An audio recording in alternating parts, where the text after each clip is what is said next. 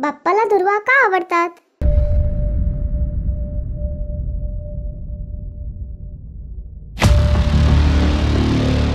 एकदा की नाही, अनलासूर नावाचा दुष्ट राक्षस होता. त्याचे मोठे मोठे डोळे, भयंकर दात, विस्कटलेले केस आणि कर्कश आवाज ह्याने तिन्ही लोक भयभीत झाले होते.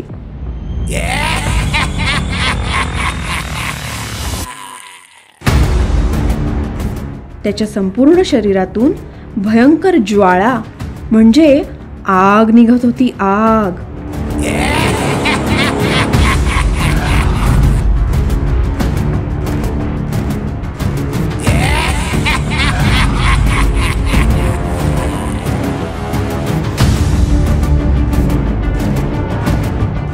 त्या ज्वाळांनी झाडांच्या फांद्यांवरील पक्षीही खाली पडत होते.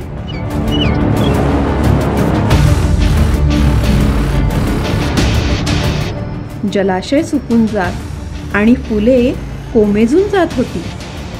संपूर्ण पृथ्वी आणि स्वर्ग करपून निघत होते. सगळीकडे नुसता गोंधळ माजला होता. इंद्र आणि स्वर्गातील इतर देव घाबरले आणि धावत धावत भगवान विष्णूंकडे गेले. भगवान विष्णूंनी त्यांना सांगितले की ह्या संकटातून तुम्हाला फक्त आणि फक्त गणपती बाप्पाच वाचवू शकतात.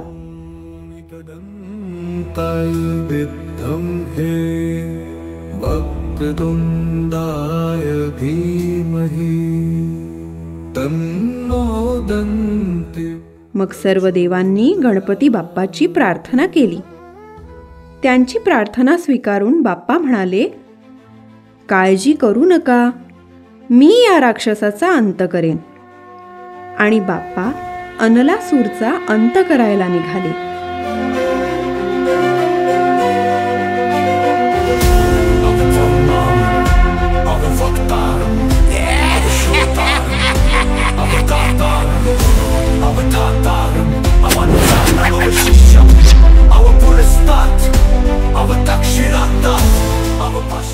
अनलासूर आणि बाप्पा या दोघांमध्ये भयंकर युद्ध सुरू झालं.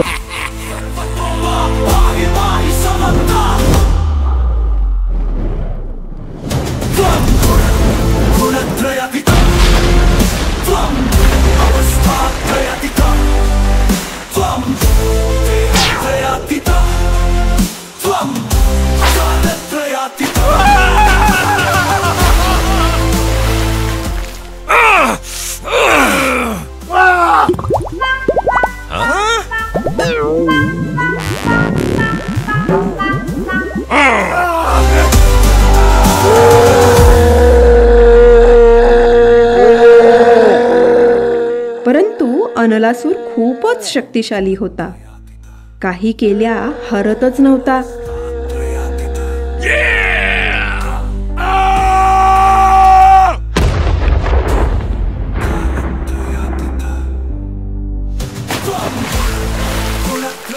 तेव्हा बाप्पांनी आपले शरीर प्रचंड मोठे केले आणि अनलासूरला पकडून गिळून टाकलं.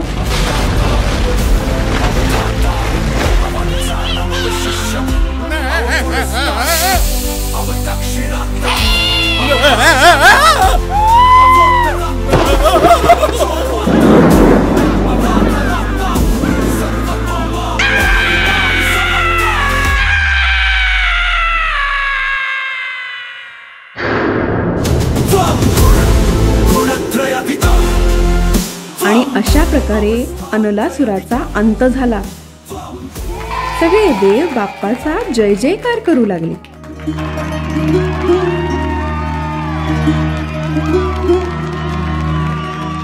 पण गणपती बाप्पा मात्र अस्वस्थ होते. अनलासुराला गिळून टाकल्यामुळे त्यांच्या संपूर्ण शरीरात प्रचंड जळजळ होत होती. ती जळजळ शांत करण्याकरिता सर्व देवांनी कित्येक उपाय केले, पण काही उपयोग झाला नाही.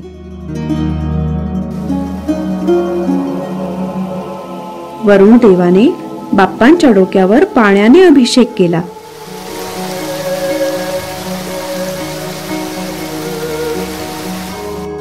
इंद्रदेवाने बाप्पांच्या कपाळावर चंद्र ठेवला.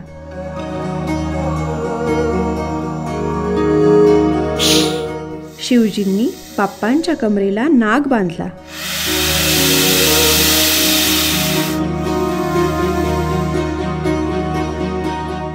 विष्णूजींनी कमळ दिले.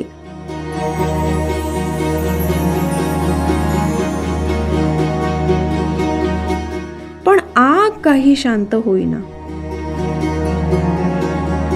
शेवटी 80 सहस्र ऋषींनी बाप्पांच्या कपाळावर 21 दुर्वांची माळ अर्पण केली. आणि काय चमत्कार, त्या दुर्वांमुळे बाप्पांची जळजळ लगेच शांत झाली.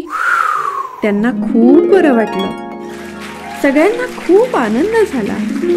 बाप्पा पण खुश झाले. आणि तेव्हापासून बाप्पांना दुर्वा खूप आवडू लागल्या. आणि म्हणून गणपती बाप्पाची पूजा करताना दुर्वा अर्पण करतात. अच्छा, छानच होती गोष्ट. आजी, गोष्ट तर खूप छान होती. पण नुसत्या दुर्वांमुळे बाप्पांना कसं काय बरं वाटलं? हीच तर खरी गंमत आहे. दुर्वा हे काही नुसतं गवत नाही आहे. हे एक महत्वाचे आयुर्वेदिक औषध आहे. दुर्वाचं सायंटिफिक नाव सायनाडॉन टेक्टोलॉन आहे. दुर्वामध्ये अँटी हॅमरेजिक गुणधर्म असतात, जे रक्तस्राव थांबविण्याकरता मदत करतात. आणि अँटी मायक्रोबियल गुणधर्म जखम चिघळण्यापासून थांबवतात. दुर्वामध्ये अँटी इन्फ्लेमेटरी गुणधर्म असतात, जे जळजळ आणि सूज कमी करण्यास मदत करतात. दुर्वामध्ये अँटीऑक्सिडंट्स आणि इतर पोषक तत्व सुद्धा असतात, जे त्वचा आणि केसांच्या आरोग्यासाठी फायदेशीर असतात. इतकंच नाही तर दुर्वा रक्तातील साखरेची पातळी म्हणजे ब्लड शुगर लेवल कमी करून मधुमेह म्हणजे डायबिटीस नियंत्रित करण्यास पण मदत करतात.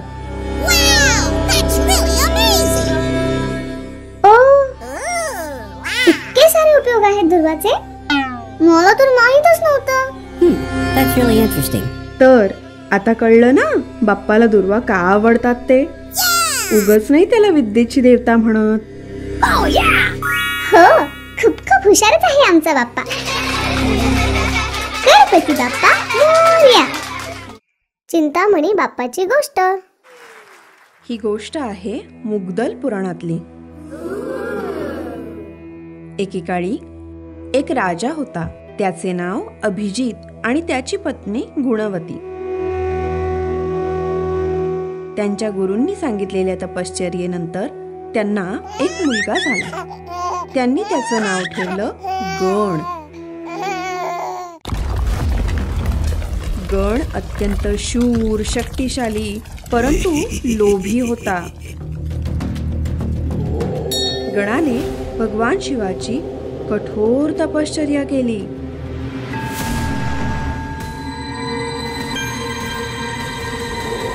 आणि शिवजींकडून स्वर्ग, पृथ्वी आणि पाताळ तिन्ही लोकांचं राज्य मागितलं. आणि सत्व, रज अथवा तम ह्यापैकी कुठलाही गुण असणाऱ्या कुणाकडूनही पराभूत होऊ शकणार नाही असाही वर मिळवला. शिवजींकडून मिळालेल्या वरदानामुळे तो अजेय झाला. त्याला कुणीही हरवू शकत नव्हतं. परंतु त्यामुळे गण गर्विष्ठ झाला आणि लोकांना त्रास देऊ लागला.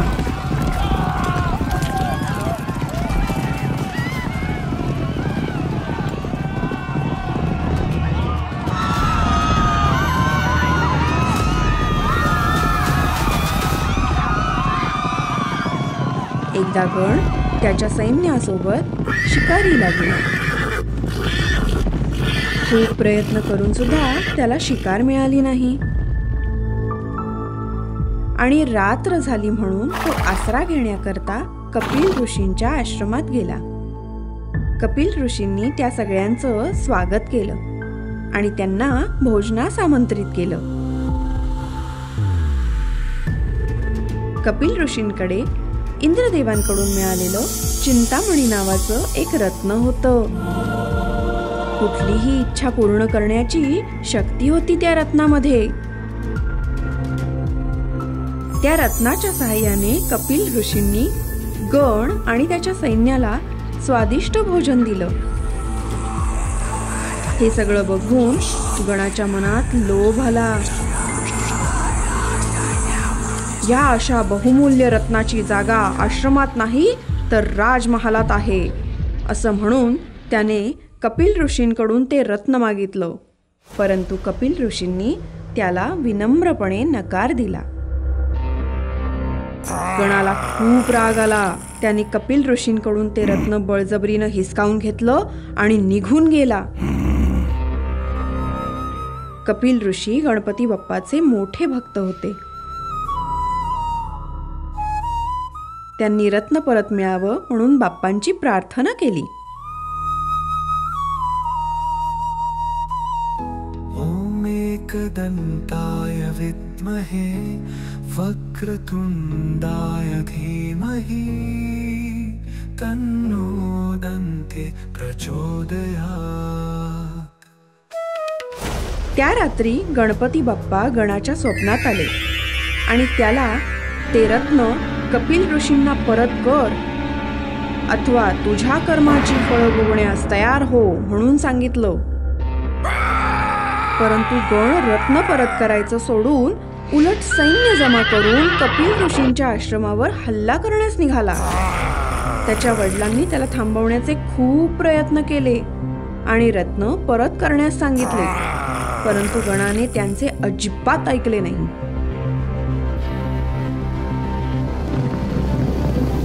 गणाने आश्रमावर हल्ला करून विध्वंस करण्यास सुरुवात केली.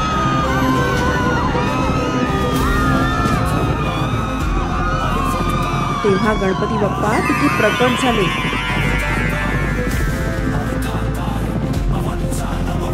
भयंकर युद्ध झाले.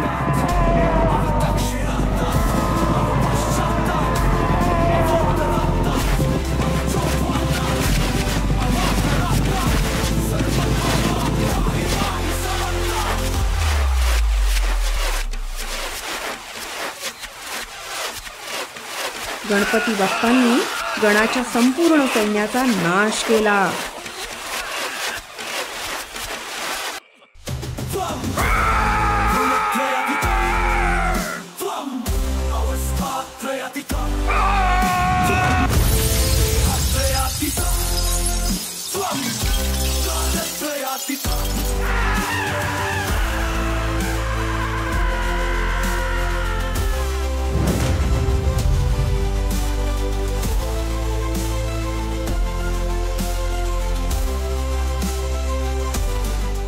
आणि शेवटी गणाला पराभूत करून त्याच्याकडून रत्न काढून घेतलं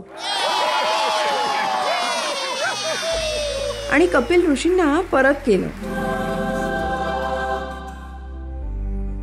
तेव्हा कपिल ऋषींनी बाप्पांना ते रत्न स्वतः ठेवून घेण्याची आणि तिथेच त्यांच्या आश्रमात राहण्याची विनंती केली.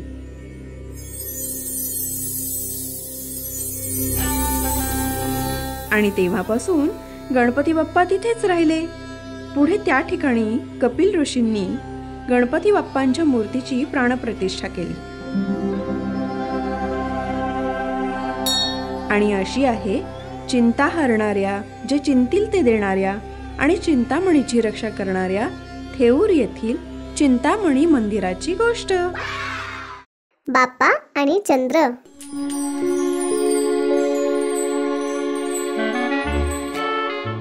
एकदा गणपती बाप्पांना चंद्रलोकामध्ये मेजवानीसाठी बोलवण्यात आलं होतं. खूप सारे छान छान पक्वान्न होते तिथे आणि होते बाप्पांच्या आवडीचे मोदक. बाप्पांनी भरपेट मोदक खाल्ले आणि संपवून टाकले. आणि बाप्पा म्हणाले, जरा जास्तच खाल्लं असं वाटतंय, मी जरा फिरून येतो. आणि असं म्हणून बाप्पा उंदीर मामांसोबत फिरायला निघाले. त्या रात्री चंद्र खूपच प्रकाशमान होता. रात्र अगदी दिवसासारखी उजळलेली होती. बाहेर फिरता फिरता गणपती बाप्पाचा पाय घसरला आणि ते तोल जाऊन धप्पकन खाली पडले.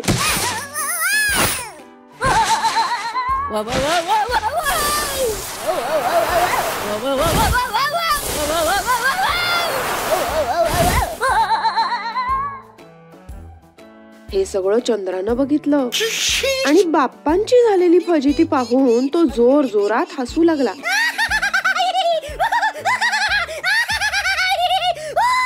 गणपती बाप्पा स्वतःला सावरून उठले आणि चंद्राला हसताना बघून बाप्पाला आला राग. ते म्हणाले, अरे, कुणी पडलं, कुणाची फजिती झाली तर त्याला मदत करायची सोडून तू उलट हसतोयस. थांब, मी तुला श्राप देतो की तू आकाशातून नाहीसा होशील, कुणालाच दिसणार नाहीस. आणि लगेच चंद्र अदृश्य झाला. स्वर्ग आणि पृथ्वी सगळीकडे नुसता अंधार पसरला. आता मात्र चंद्र घाबरला. इतर देव सुद्धा घाबरले. चंद्र सर्व देवांसोबत बाप्पांकडे माफी मागण्यासाठी आला.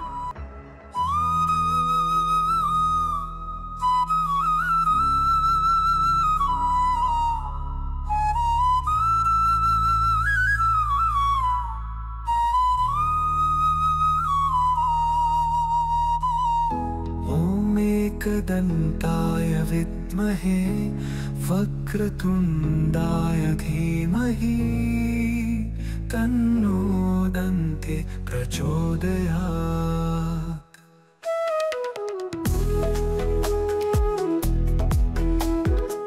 इतर देव म्हणाले, बाप्पा, कृपया चंद्राला क्षमा करा आणि आपला शाप मागे घ्या. आकाशात चंद्र नसल्यामुळे सगळीकडे बघा कसा अंधार झालेला आहे. चंद्राने पण गणपती बाप्पाची क्षमा मागितली आणि गयावया करू लागला. मी चुकलो, मला क्षमा करा, मी परत असं नाही करणार.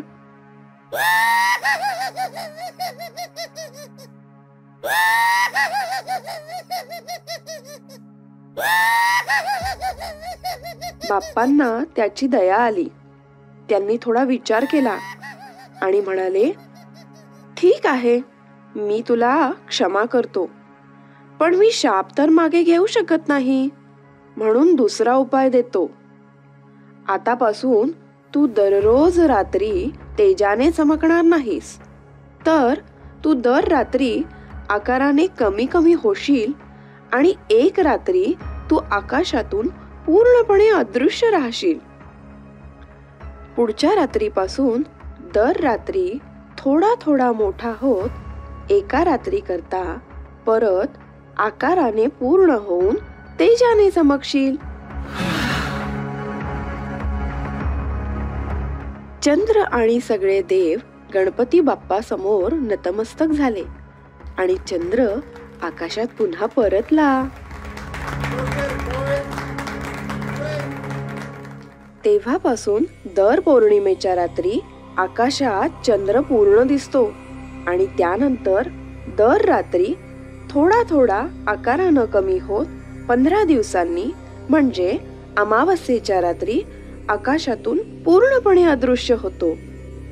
आणि त्यानंतर परत रात्री थोडा थोडा आकाराने मोठा होत होत 15 दिवसांनी म्हणजेच पौर्णिमेच्या रात्री चंद्र पूर्ण दिसतो.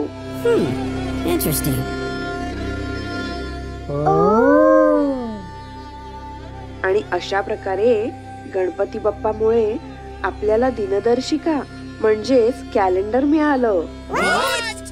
दिनदर्शिका? कॅलेंडर?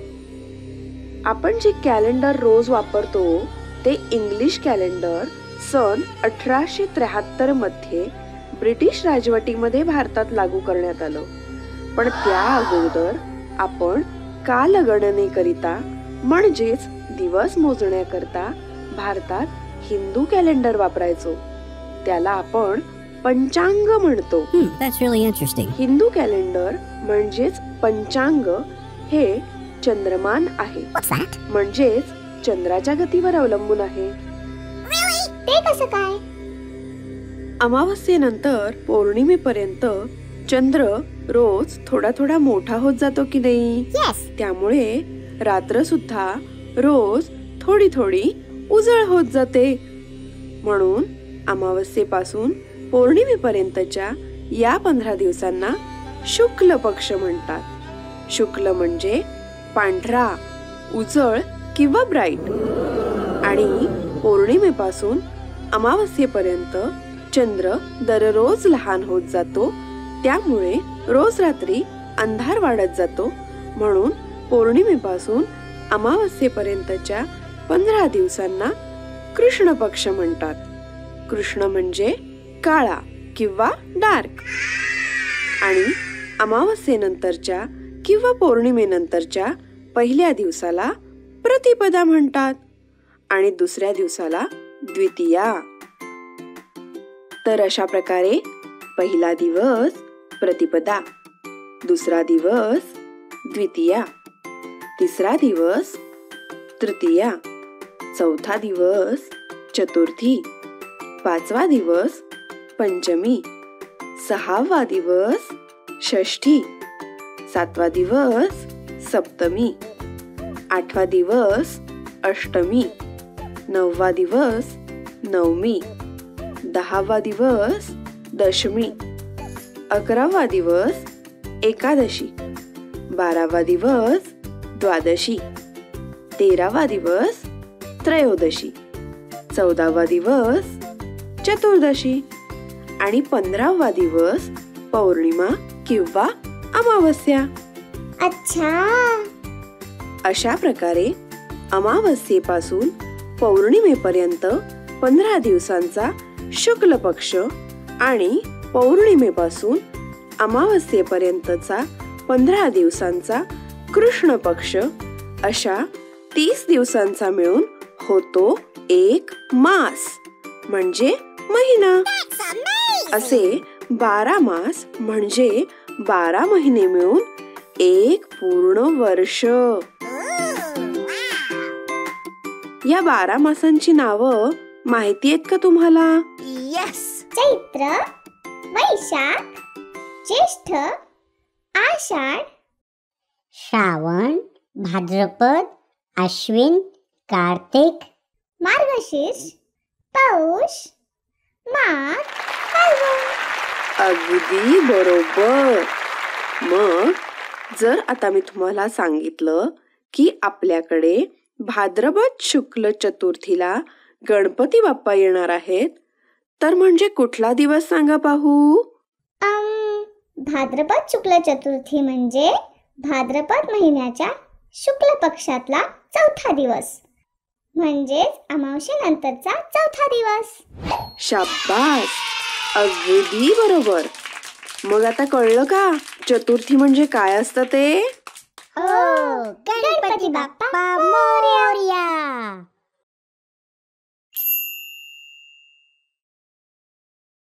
नमस्कार. अशाच नवनवीन मनोरंजक आणि माहितीपूर्ण व्हिडिओज करता आपल्या चॅनल इझी प्लॅनेटला अवश्य सबस्क्राईब करा. आणि हो, अपडेट्स करता बेल आयकॉन प्रेस करायला विसरू नका.